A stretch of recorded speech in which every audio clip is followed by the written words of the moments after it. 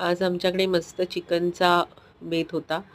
लेकीला झणझणीत चिकन हवं होतं. त्याकरता पाऊण किलो चिकन घेतलं. आलं लसूण पेस्ट, पुदिना, कोथिंबीर, कढीपत्ता, लिंबू, घरचा मसाला हे सगळे पदार्थ घालून छान मॅरिनेट करण्यासाठी चिकन ठेवलं. अर्धा पाऊण तास ते चांगलं मॅरिनेट करत ठेवायचं. मीठ पण घालायचं चवीपुरता.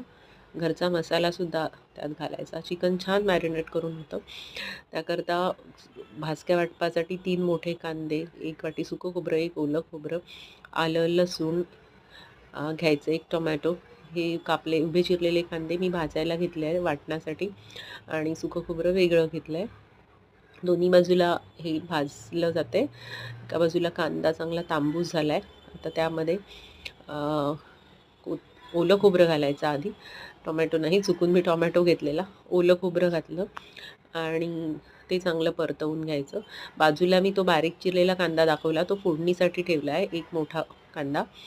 आणि आता इथे वरून मी टोमॅटो घालेन, तोसुद्धा चांगला परतून घेईन आणि त्यानंतर कोथिंबीर त्याच्यामध्ये घालून परतून घ्यायची, देठासकट घ्यायची.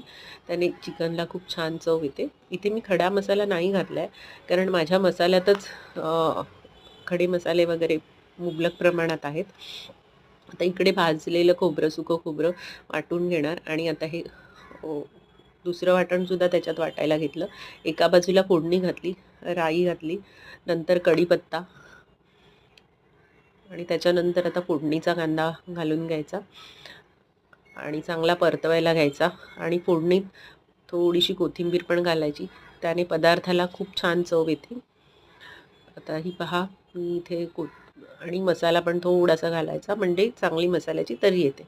मी इथे तिखट प्रमाणातच करणार आहे, भलेही झणझणीत असलं तरी एवढंही झणझणीत नाही. आणि मॅरिनेट छान चिकन झालेलं आहे, ते आता फोडणीत घातलं. आता हे चांगलं परतवून घ्यायचं, पाणी न घालता. वरती परात ठेवली आहे, त्याच्यामध्ये गरम पाणी, एका बाजूला गरम पाणी ठेवलं आहे करायला, हे पहा.